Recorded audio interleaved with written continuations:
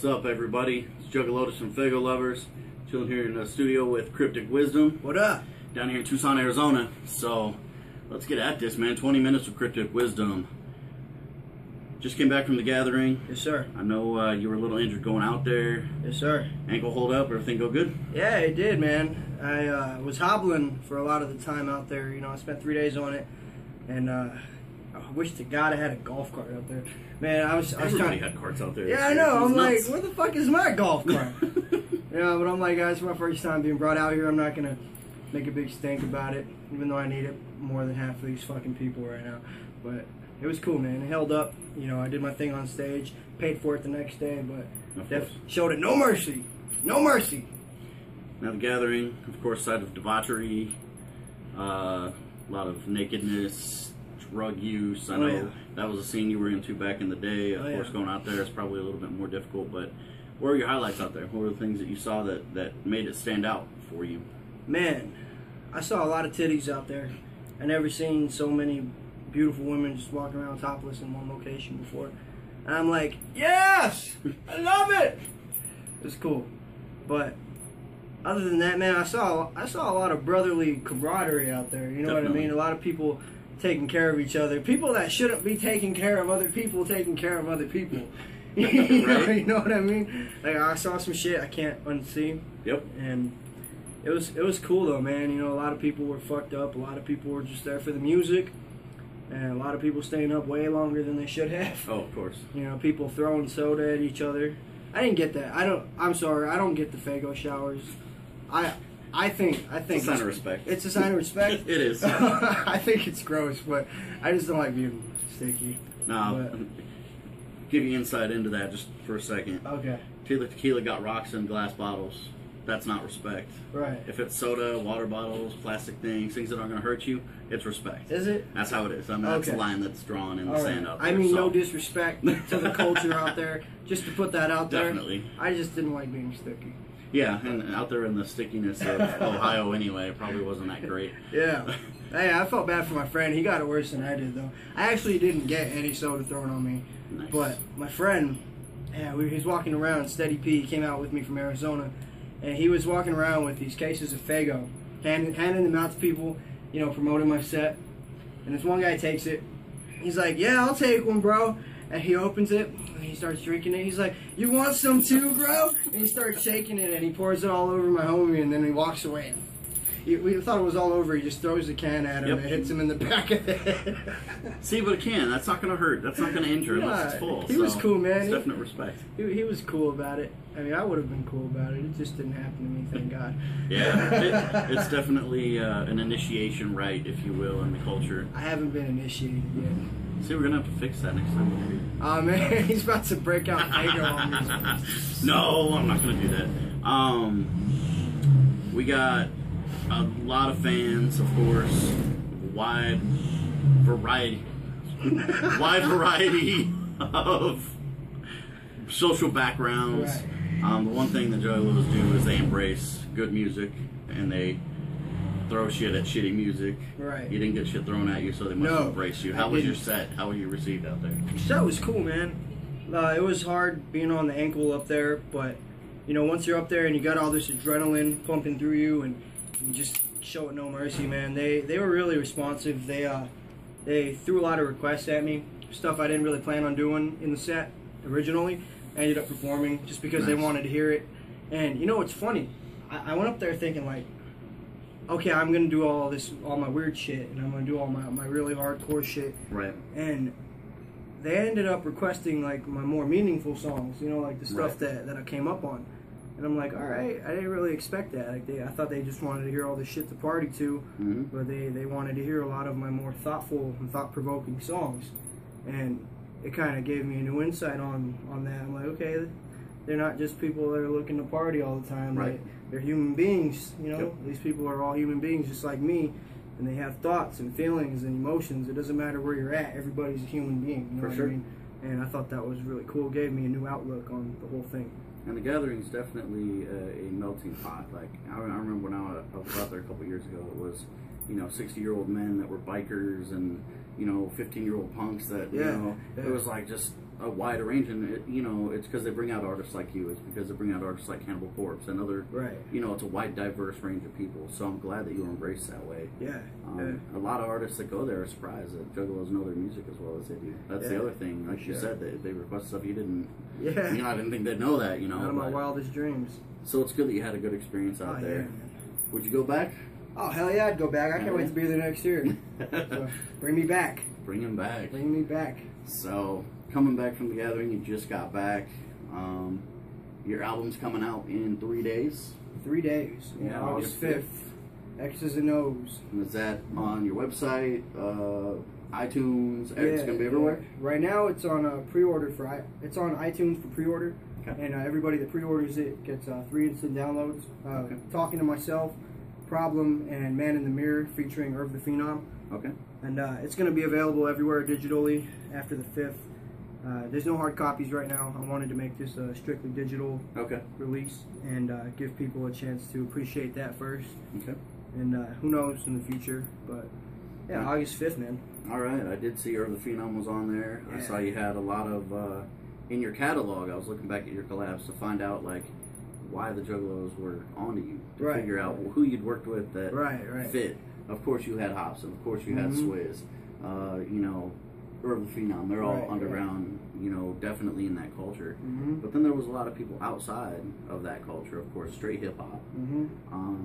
The people that you've worked with in the past or present, who do you want to work with in the future?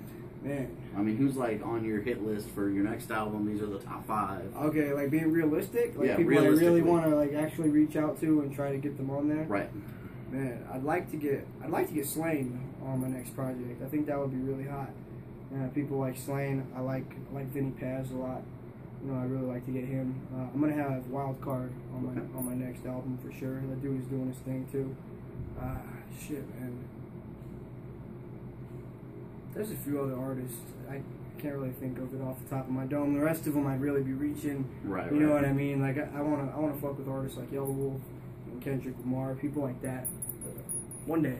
Well, I know you just came off a tour with Whitney Payton. Yes. And of course she's big into the Juggalo world right now. They've embraced her really, really well. Yes. Yeah. How was that tour and everything? Man, it was cool. I've had a good relationship with Whitney for a long time, and being on the road with her really showed me just how much she deserves to be in the spot that she's in right now. She works hard. Because she's a hard worker, she's a hustler, and she's got a good team of people around her. And being able to be there and witness that from behind the scenes and see how she does her thing, it was inspiring, It made me want to put better people in my circle. Right. And I love it, man. I love her hustle. I think she's a really good artist and she's talented and she goes and gets it. Definitely. Now, Arizona doesn't normally have a lot of love coming out of here. I don't know why, because there's a lot of dope artists here. But Twisted Insane, of course, came out of here. You came out of here. What other artists here in AZ would you like to see kind of blow up and make it out there? I know there's been some requests for certain groups, but I want to see if they're on your list of who should be known. Man, honestly, there is one artist that I really fuck with from Tucson, Arizona, and it's Buddha. I've been working with Buddha for a few years now, and got him. Ever since we started working together, I put him on at least one song on every CD of mine. And that cat is one of the most determined, hardworking people that I know, and I really want to see him do something. Every chance I get, I try to put him on. I try to work around his schedule, being a full-time father and working a 9 to 5 and all that. But that dude is probably one of the best people I know that organizes his time and uses it wisely. Somebody like me would be screwed in that position. He's very good at that. Okay. So every chance I get, I try to put him on. Right. Why do you think Southwest doesn't get a whole lot of love? I mean, we saw West Coast blow up, East Coast blow up, Midwest, down south, but right here in the Southwest, we've struggled to get out and make that splash. Because real motherfuckers work together to get paid. Right. And out here, everything is divided. It is. Everybody's too busy trying to be better than this guy or that guy, and they want to see you do well, but they don't want to see you do better than them. Right. You know what I mean? They don't understand the concept of, one man getting somewhere and reaching back and pulling everybody else along. Somebody's got to bridge that gap, but it's not going to happen if they don't work together to get there. For you sure. know what I mean? There's too many people to grab when you're all divided, you know what I mean? Yeah. So. Well, I know there's, you know, a movement that I've seen with a couple of groups that it's definitely a unity movement. I'm starting to see it get better. I've been here 2 years. When I first got here, it was horrible. But, you know, I'm starting to see a little bit more unity, which is a good thing. Yeah. I've had a couple of shows that I've hosted here, and I bring out people from all walks of life. So hopefully that'll start to shift, because guys like you, guys like Twisted Insane, they deserve that spotlight. They deserve to know that things are going to get better. Right. So back to the new album. It's completely shifted kind of focus and energy and flow. A lot of people that dug your old stuff are going to listen to this and go, whoa, what's going on? Oh, yeah. Why the shift? What has changed and made it, and what would you classify it as now as compared to your last one? Over the years, like it started off, I was doing, you know, the hardcore hip hop stuff. Really zoned in on that and did my best to master that craft of mine. And then there were times where I did another album and I was really trying to master my singing and the more alternative side after I had honed in on the rap. And this time, after I feel like I had gone as far as I really wanted to with the rap, as far as honing that style, I wanted to work on my alternative style better. And with this album, I really focused on that and focused on my singing styles and different ways of playing with my voice and really experimenting. And I'm more influenced musically by rock, alternative rock, than hip hop these days. I just feel like it speaks to me more because I love melody and I love singing and I love grungy vocals and guitars, and I've always kept that alternative element even in my hip hop. But this album, I would classify it as, you know, rock hop, you know, Rock hop. but it's definitely got more of an alternative feel to it, and there's a lot more singing on it than rap. But there's still some really hard rap songs on there, and I think people are still gonna dig it.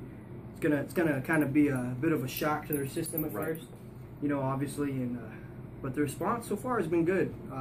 Everybody that's heard the singles from it so far has had nothing but good things to say, and I'm really excited to see what they think about the whole thing. For sure. And I listened to a couple of new singles, and to me it was more of a Linkin Park-esque sound. Right.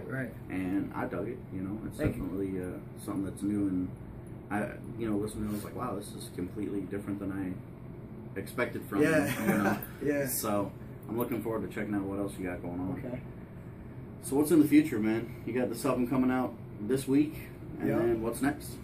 I'm touring in Norway from August 11th to the 15th, and then I'm coming home, and right now I'm in the process of setting up a Canadian tour with a friend out there that's going to be booking it. All right. And can't speak too much on that until it's set in stone, but that's where my focus is right now, is setting up a Canadian tour for the early winter. Okay. And getting out there, touring out of the country as much as possible, and focus more on the U.S. when I come back. Right. You know, and start working on a new album.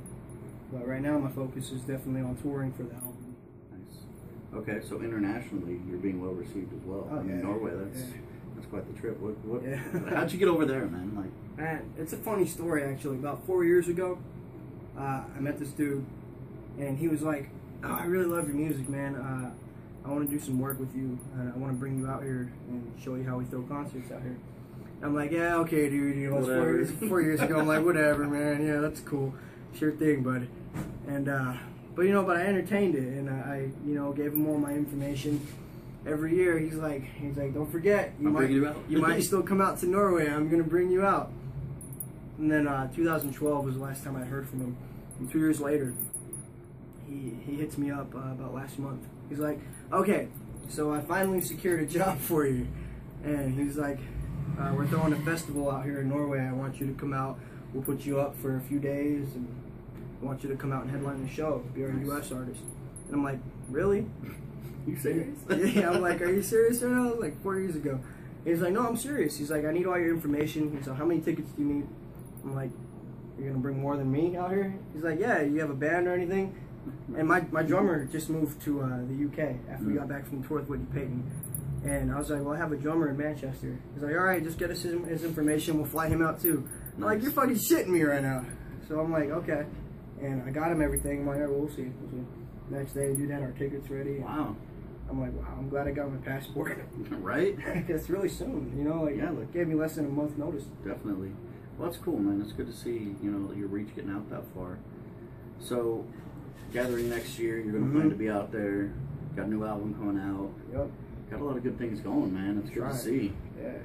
What else, as far as musically, do you want to do? I mean, you did the hip hop, you did the alternative. Where do you want to branch out next? Like, what's your? I want to take both styles that I've worked on perfecting, and I want to find the perfect marriage between them. You know what I mean? But I'm trying. It leaves me wondering, like, okay, I can do that, but how am I going to take it to the next level? And the only thing that I can think of is to get a band behind it. Right. I really want to get a live Kung Fu band. Vampire style. Yeah, for sure. Yeah, I think that would be cool. That's the first guy I saw actually do that, and it was really successful, and it was really unique. I remember the first time I saw him on stage in Oklahoma City, blew my mind. So it adds so much energy to a performance. Man. Oh, it does, for sure. It's Live really music cool. is definitely where it's at now. Yeah, even with just the drummer, it was crazy that the response was so much more hype when I have my drummer with me. Right. When it's less awkward for me to be up there and talk, because I'm not very good at talking to people when I'm on stage. You know, I get in this creative element, and then I just kind of start shutting down a little bit. You know, it's weird. I'm a fucking weird artist. It's all right. But when I'm up there and I got my drummer there, he's able to fill in and keep it lighthearted and entertaining while I'm up there. And I can't imagine if I had somebody up there playing riffs and shit too. It'd be really cool. For sure. So now, for any fans that don't know about you, never experienced your music, don't know your backstory, if you could sum yourself up in one little paragraph, what would it be? I speak for the people that America doesn't want. You know, I love rejects. I love people that feel like they have nobody to relate to, and I speak for the people that have been through pain, people that have been rejected, and people that have gone through some shit. You know, I'm young, I've seen some shit, and if anything, when I leave this world, I want to leave behind a legacy for people to feel like they don't have to go through this shit alone. And that's what I'm all about, and those are the people that I speak for. For sure. That's definitely a positive movement, and you know, I 100% feel you on that. So, that's it, man. I mean, 20 minutes goes by quick when you start talking, you know. Got a couple more minutes left. Let's throw out your social media. Cryptic Wisdom. Facebook.com/Cryptic Wisdom. Twitter.com/Cryptic Wisdom. Instagram.com/Cryptic Wisdom. Everything you see, there's a pattern to this. But then you get to YouTube. YouTube.com/Cryptic Wisdom HQ. HQ. So, let's see. Anything else? How are we gonna spend these 2 minutes? I can bust a little acapella for y'all. All right, give us a little freestyle, man. Show us what you got. Bring this out. Yo. My sort of status is sick. I may be bragging a bit, but you have too if you were ever just as nasty as this. Those cats in the drift, I've been happy to give you all I've got with these freestyles. I'm capital, kid. They be nagging and shit, but I can handle and cope. Keep them stuck here, addicted like a bag of the dope. If they bag on the coast, we dismantle them hoes quicker than bitches wanna grip it on the shaft, you know? Check it. We never worry about another kid in AZ coming up quicker than me, because lately, evil is apparent when I'm speaking in the mirror. Everybody that's against me, nobody can fear it. Check it. And when I dap kids, everybody shows respect. It's like a chain reaction when I roll the sets. Notice yet? I'm sicker than they plan to ever be. Remember me, dog, cause I'm a beast with no melody. Dope. Cryptic Wisdom. That's Check me out. Fago lovers, thank you for having me. Hey, not a problem. We're glad to having you. Appreciate you. 20 minutes with Cryptic Wisdom. Juggalotus. Appreciate it. We out of here.